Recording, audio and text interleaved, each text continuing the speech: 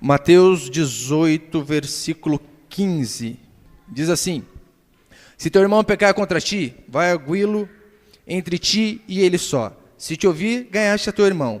Se, porém, não te ouvir, toma ainda contigo uma ou duas pessoas, para que pelo depoimento de 2 ou 3 testemunhas, toda a palavra se estabeleça.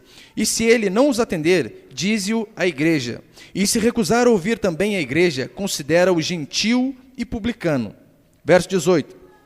Em verdade vos digo, que tudo o que ligares na terra, terá sido ligado nos céus. E tudo o que desligares na terra, terá sido desligado no céu. Em verdade também vos digo, se 2 entre vós sobre a terra concordarem a respeito de qualquer coisa que porventura pedirem, ser-lhe-ás concedida por meu Pai que estás nos céus.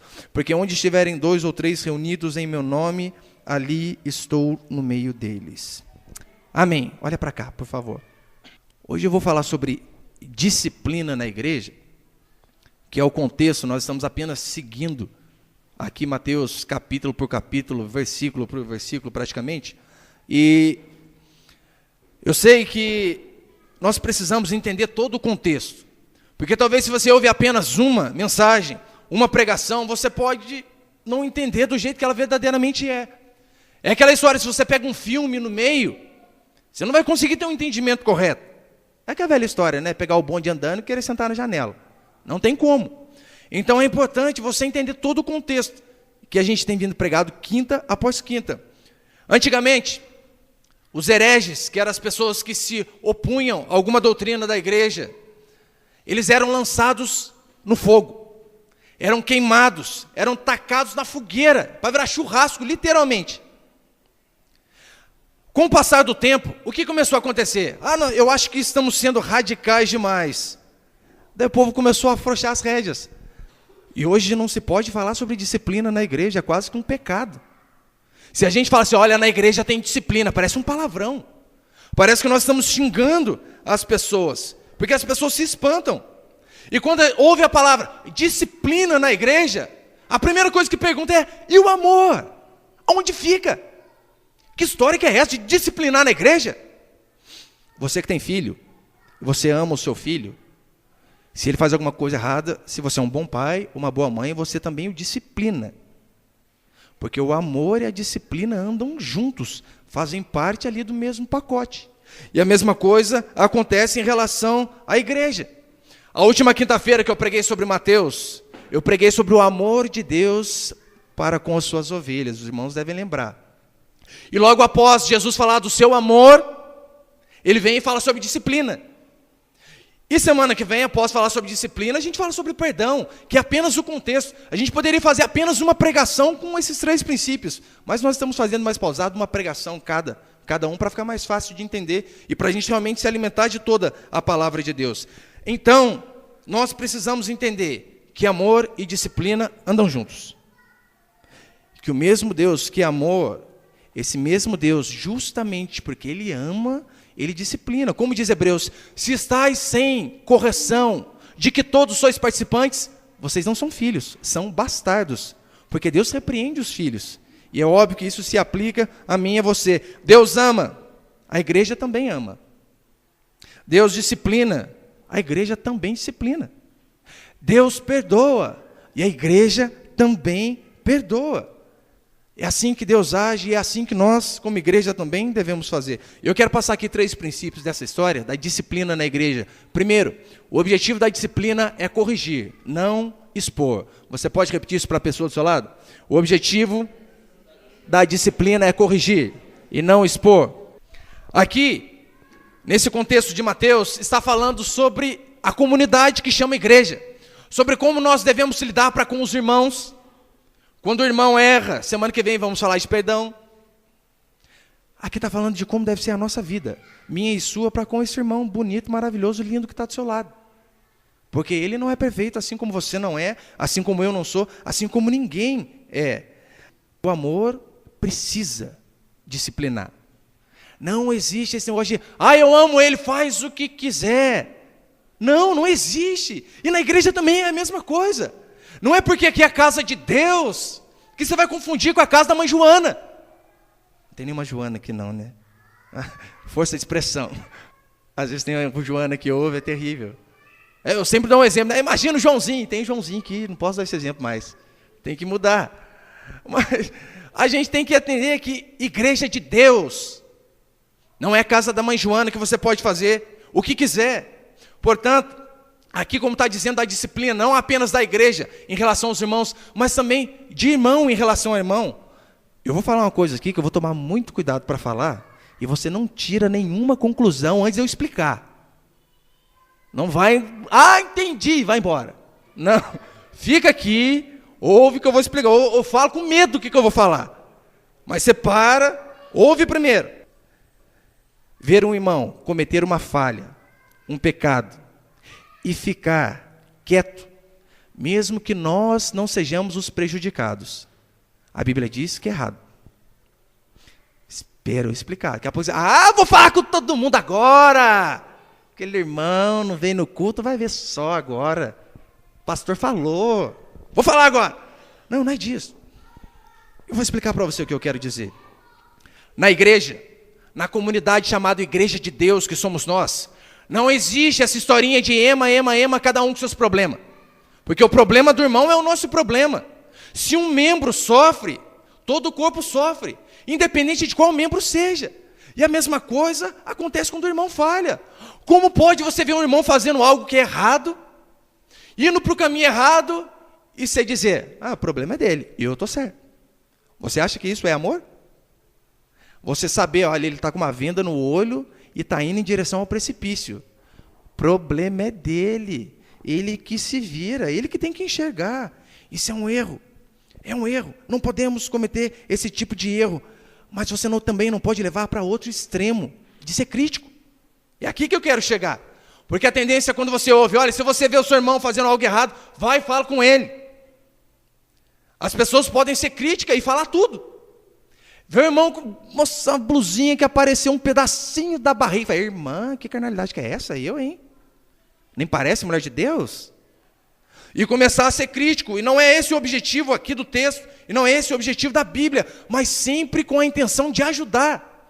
O objetivo nosso para com o irmão do lado deve sempre ser ajudar. De se nós vemos alguém para o caminho errado, falar, irmão, esse é o caminho errado, volta para cá. E eu venho falar uma coisa bem séria para você, grava bem o que eu vou falar. Quer ajudar esse irmão que está do seu lado? Não ajude o seu irmão dando a sua própria opinião. Que se tem alguma coisa que prejudica às vezes a vida do outro, é quando chega alguém e diz, estou com uma dúvida, o que eu devia fazer? E a gente chega, na minha opinião, você fazia isso ou aquilo, e se o irmão erra, quebra a cara, você é o culpado. E por que a gente não deve também ficar dando muito a nossa opinião? Você sabia que a pessoa que mais se preocupa com a sua opinião é você? Ninguém se preocupa com ela. Pode fazer uma boca de urna aqui. Ninguém está nem aí para a sua opinião, mas você se importa. Então devemos ter cuidado. Sempre quando nós vemos alguém errado, primeira coisa, devemos falar em amor.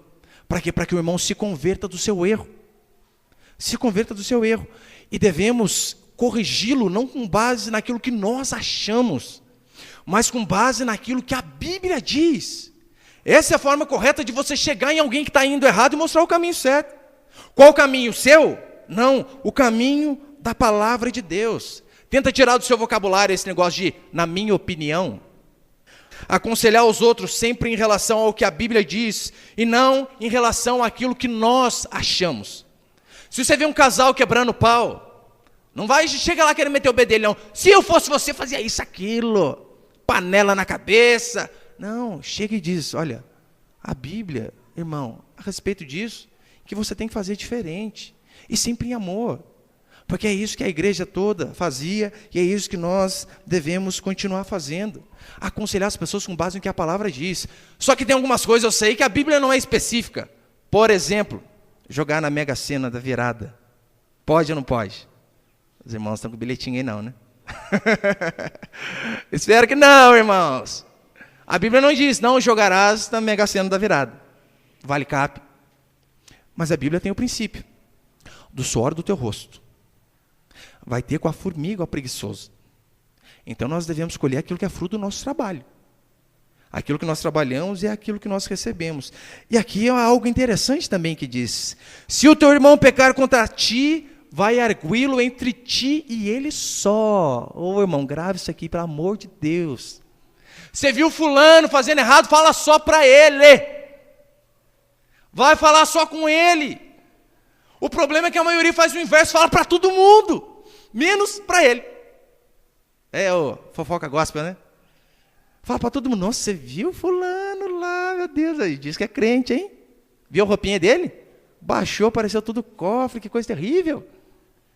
E às vezes fala para todo mundo, só que não fala para a pessoa. É aquela velha historinha, tá no restaurante lá, comendo, o irmão come lá e aparece um alface no meio do dente dele. Em vez de você falar, né, dá um sinalzinho, né? Dá um cutucado no dente. Ou chama ele no canto e fala, irmão, tem um alface, tem quase um repolho no meio do seu dente. Daí fica falando para os outros e dando risada de canto. E não fala para o irmão que está errado. Sendo que o princípio é, se o teu irmão pecar contra ti, vai e resolve só você e ele. Se você viu um irmão fazendo algo errado, fala, mas fala só para ele. Porque a intenção, como eu disse, não é expor, mas é preservar. É não deixar que todos fiquem sabendo. E eu sei que às vezes nós fazemos esse tipo de erro, não com a intenção de errar, mas fazemos sem saber. É aquele irmão que gosta tanto do outro, só que o outro fica 2 cultos sem vir. Daí está todo mundo na hora que acaba o culto. O irmão já vem acusado, né? 2 cultos sem vir, já fica acusado. Aí agora eu vou lá, o que eles vão pensar de mim? Vão pensar que você faltou e que você está fazendo falta. É só isso que a gente vai pensar. Só que daí o irmão, na intenção de ajudar, fala para todo mundo ouvir. Irmão, você está de férias da igreja? O que aconteceu? Brigou com o marido, com a esposa, quebrou o carro. E às vezes acaba expondo as pessoas ali sem intenção. Mas nós devemos sempre lembrar, vai resolver entre ti e ele só. Se é com você, resolve só você e ele. Mas se você vê um irmão também fora do caminho, vai falar com ele. Porque se tem um negócio que é do capeta, do diabo, chama fofoca. Quero deixar bem claro, tem uma grande diferença, fofoca e comentar. Às vezes você pode comentar para ajudar. Olha, eu vou buscar ajuda de alguém. Por esse motivo, eu comentei com o outro. Fofoca é algo do diabo. Olha o que a Bíblia diz em Provérbios. Provérbios 10. A boca do justo produz sabedoria, mas a língua da perversidade será desarraigada. Próximo. Provérbios 18, 21. A morte e a vida estão no poder da língua. Olha que coisa, hein? O que bem a utiliza, come do seu fruto. 25, 23. O vento norte traz chuva, e a língua fingida, o rosto irado. Para mostrar, senão a gente ficar língua grande aí, fofocando, a Bíblia diz que é pecado. Pecado. Não devemos fazer. Você precisa analisar o seguinte, qual a motivação quando você comenta alguma coisa a respeito de um irmão? A motivação sua é querer ajudar ou apenas por comentar? Comentou por comentar, irmão, está errado. Se você vê agora um irmão num erro e você não sabe o que fazer, você vai, comenta com o seu pastor, com o seu líder de pequeno grupo, e daí então, para apenas ele te dar uma direção do que você deve fazer, daí não é pecado, mas fofoca é do demônio, é do capeta. Devemos ter a motivação correta, a sabedoria correta e principalmente na hora correta. Porque às vezes você é sábio, às vezes você sabe o princípio da palavra e de como ajudar. Falou na hora errada, irmão, acabou com tudo. Vai fazer um bolo, começa de trás para frente, não vai dar certo. Se Deus começasse a fazer o mundo, colocando o homem primeiro, antes de preparar todo o planeta, ia dar certo? Claro que não. Então devemos também ter sabedoria para discernir o que é certo e principalmente na hora certa. Não chega fulano, o que aconteceu, que você não veio? Perde todo mundo não, vai lá com carinho. Irmão, você fez tanta falta no culto. Está acontecendo alguma coisa que eu possa ajudar? Fala se não tem uma grande diferença. Você mandar uma mensagem, fulano não vem no culto por quê? Ou você fala, irmão, ficamos tão preocupados, você não falta, aconteceu alguma coisa? E é esse o princípio que a Bíblia diz que nós devemos seguir. Segundo princípio da disciplina na igreja. O objetivo da disciplina é reconciliação, ganhar o irmão. Você pode repetir para a pessoa do seu lado? O objetivo da disciplina é a reconciliação, ganhar o irmão. Como eu disse, não é expor, mas também não é para mostrar, olha, na nossa igreja tem disciplina, aqui na Porta Larga não. Porque tem alguns que se dizem disciplinadores, para mostrar para outro, aqui é assim. Mulher de calça passa longe, lá na outra rua. Para mostrar, né? Tem doutrina. Esse não é o motivo. A Bíblia diz que o motivo da disciplina é sempre a reconciliação. Primeiro, reconciliação do homem que está falhando para com Deus. Porque a Bíblia diz que aquele que está em pecado, ele precisa ser reconciliado. E nós, como igreja, devemos ser esse instrumento para voltar aquela pessoa faltosa para o caminho. Para aquele que estava começando a andar pelo caminho torto, se desviando, a voltar para o caminho correto. E devemos sempre ter em mente que o pecado que qualquer um comete, se for o nosso irmão também, em primeiro lugar, o pecado fere a Deus. E o pecado traz consequência. E se você ama o irmão que está do seu lado, como você pode ver ele fazendo o que é errado e não está nem aí?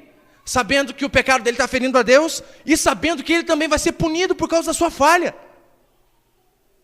Então temos que ter amor, temos que entender o que é ser igreja. E aqui no contexto de Mateus é o que Jesus explica o tempo todo. O objetivo é sempre ganhar o irmão. Como ele diz, se te ouvir, ganhaste teu irmão. O objetivo às vezes até da repreensão.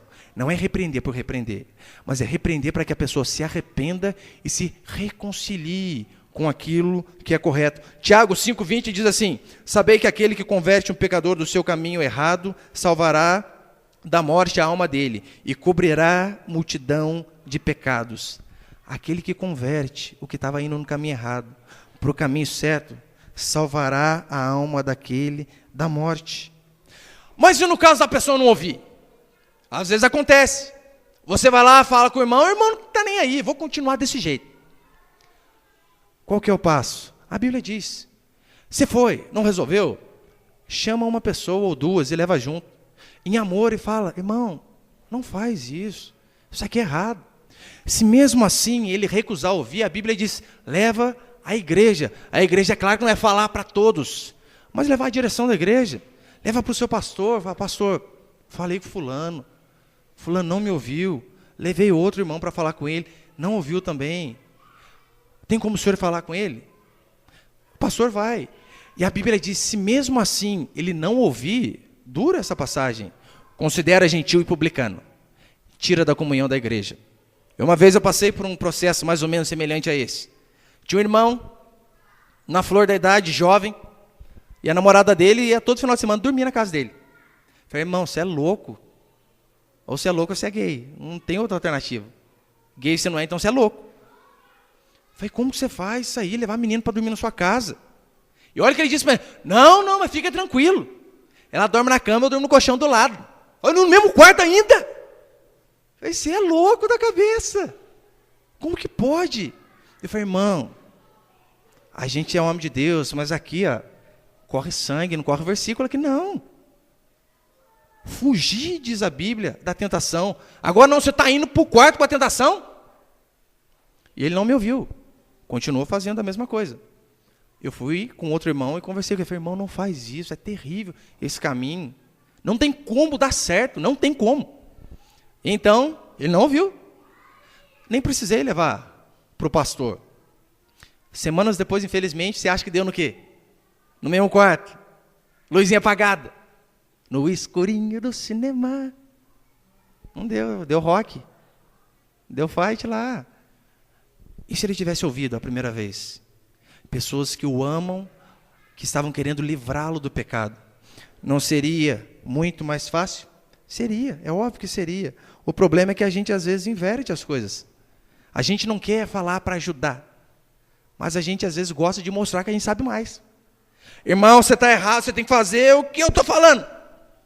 Só que não, a gente tem que sempre aconselhar em amor.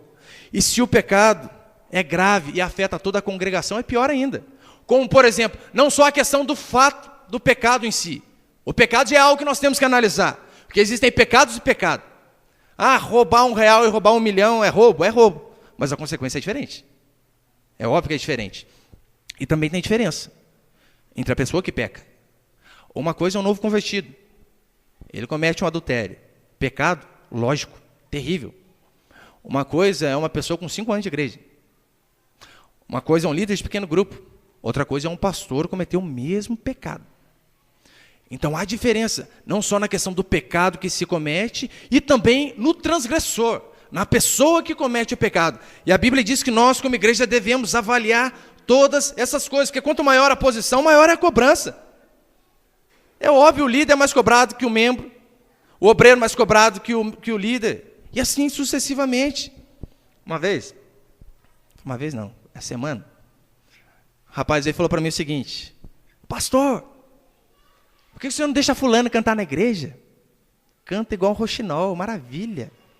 Veio mesmo, veio 3 vezes na igreja só. Eu falei: irmãos, na igreja a gente dá oportunidade para todos. Eu dei o exemplo do Gustavo, falei: o Gustavo está lá, tocando todo domingo. Pede para ela firmar na igreja primeiro, pede para ela começar a frequentar um pequeno grupo, depois a gente vai dar oportunidade, é claro. Pergunta se aceitou a proposta. Quem imagina? Você acha que eu, pastor Valmir, a gente vai colocar uma pessoa que ninguém conhece aqui à frente? Eu não sei como que é a vida dela aqui fora. Ainda que você fale: essa aqui eu ponho a mão no fogo, eu confio. Ainda que seja homem ou mulher de Deus, nós também precisamos conhecer. Você conhece, nós não. Porque você imagina, você é um pilantra, um Zé Ruelo da vida. Olha o mau testemunho que vai dar para toda a igreja. E a quem mais é dado, mais é cobrado. Devemos também fazer essa diferenciação. Uma coisa é a seguinte: eu sei que é uma palavra meio forte, mas a Bíblia diz que a pessoa que não ouve o irmão, que a pessoa que não ouve 2 irmãos, que a pessoa que não ouve o pastor, que é a igreja, a Bíblia diz que deve ser excomungada. Excomunhão vem literalmente da palavra de tirada da comunhão. Que coisa, hein? Fulano não quer se arrepender, a gente vai dar 10.000 chances, o tanto que quiser. Não quis. A Bíblia diz: tira, exclui. Mas e cadê o amor? E cadê o amor para com os outros que estão aqui? Que pensa: não, o fulano faz o que quer e continua? Falei: não, eu sei que é uma palavra forte, mas a Bíblia diz que tais pessoas devem ser tiradas do meio da igreja. Que coisa. Para quê? Porque a Bíblia diz que um pouco de fermento leveda toda a massa. Faz lá um bolo, irmã, com um pouquinho de fermento podre. Eu duvido que o bolo vai ficar bom. Vai estragar tudo. E esse também é o mesmo princípio. É a mesma coisa que acontece com um filho. Se a gente ama os nossos filhos, nós vamos disciplinar com qual intenção? Para que ele seja alguém melhor. Para que ele não seja prejudicado. E a Bíblia diz que aquele irmão que não se arrepende deve ser tirado da comunhão. Eu sei que talvez o liberalismo religioso que tem acontecido a cada dia mais, do tipo, faz o que quer, traduzindo, na igreja pode tudo. Não tem problema. Você ia na igreja de tal jeito lá fora, olha lá, você era mundano, todo perdido. Vem para a igreja, não precisa mudar não, continua do mesmo jeito. Essas coisas têm a cada dia mais levado a igreja à falência. Quer um exemplo? Comece a procurar na internet lá a respeito das igrejas dos Estados Unidos, na época dos puritanos, e como que está agora. Os Estados Unidos era um celeiro de homens de Deus, de pregadores, homens poderosos na palavra de Deus. Agora, por causa desse liberalismo religioso, pode fazer tudo, porque a igreja é de Deus, e Deus dele, Deus é avô, Deus é pai, para muitos. O que os Estados Unidos tem a cada dia mais acontecendo é igrejas fechando, virando boates, virando bares, porque deixaram a santidade de lado, estão esquecendo a parte essencial quanto à disciplina. E uma que também, que quando nós não punimos alguém, quando Deus não pune um fulano, acontece de todo mundo ser prejudicado. Olha, a Bíblia diz que o povo uma vez derrotou uma cidade chamada Jericó, muralhas intransponíveis, e eles no grito ganharam. E depois eles foram lutar com uma cidadezinha pequenininha chamada Ai. Olha o nome da cidade, Ai. Não dá nem medo. Só que a Bíblia diz que tinha uma pessoa com pecado. Uma pessoa que pegou algo de Jericó que não era para pegar, que Deus falou: isso aqui é minha. E a Bíblia diz que por causa de uma pessoa, todos perderam a guerra. Lembra o exemplo de Jonas? A Bíblia diz que Jonas, profeta, estava em rebeldia contra Deus. Deus diz: vai para o norte, ele foi para o sul. E então o barco que ele estava começou uma tempestade terrível. Todo mundo na tempestade por causa de um homem apenas. Daí então o comandante chega: o que está acontecendo? Jonas diz: o problema sou eu, me joga para fora do navio. E não é isso que acontece? Joga aí para fora do navio, acaba a tempestade. Por causa de um homem, quase todos estavam naufragando. É o que a Bíblia diz. Quando nós não somos severos com a palavra, nós podemos prejudicar toda uma congregação. O amor que nós temos para, se preciso for, excluir, é um amor, em primeiro lugar, para que aquele irmão possa se arrepender. Não apenas lançar ele para fora, mas para que ele possa se arrepender. E, em segundo lugar, o amor para com os irmãos que estão aqui também, para verem que nós somos um povo sério. Olha o que a Bíblia diz em 1 Timóteo 5,20. Eu coloquei ali ou não? 1 Timóteo 5,20. Quanto aos que vivem no pecado, repreende-os na presença de todos, para que também os demais temam. E se a Bíblia diz que alguém que vive em pecado, não desiste, persevera no pecado, repreende na frente de todo mundo. Essa é a palavra. Eu sei que é uma palavra que é dificilmente praticada em muitos lugares hoje. Muitos lugares estão cheios justamente porque não fazem de acordo com a palavra, porque pode fazer o que quiser. Agora imagine se nós vivêssemos na época ali da igreja primitiva. A Bíblia diz que uma vez um homem chamado Ananias vendeu um terreno e então levou o dinheiro para dar na igreja. Estava todo mundo dando tudo, vendia e dava tudo. Só que ele mentiu, uma mentirinha básica. Vendeu por 100 mil, só traduzindo para hoje. E levou 50 mil para a igreja e falou, olha, vendi por 50 mil, estou dando tudo. Porque as pessoas estavam dando tudo. Qual pastor que ia ficar triste se alguém dá uns 50 mil na igreja? Ninguém. Só que por causa dele ter mentido, a Bíblia diz que Pedro falou para ele, por que você mentiu? Você não mentiu para nós, você mentiu para o Espírito Santo. E a Bíblia diz que Pedro disse essa palavra e ele caiu morto na hora, no culto. E depois chega a mulher dele, Safira, feliz, alegre, contente da vida. Cadê o meu marido? E Pedro pergunta para ela, por quanto vocês venderam aquele terreno?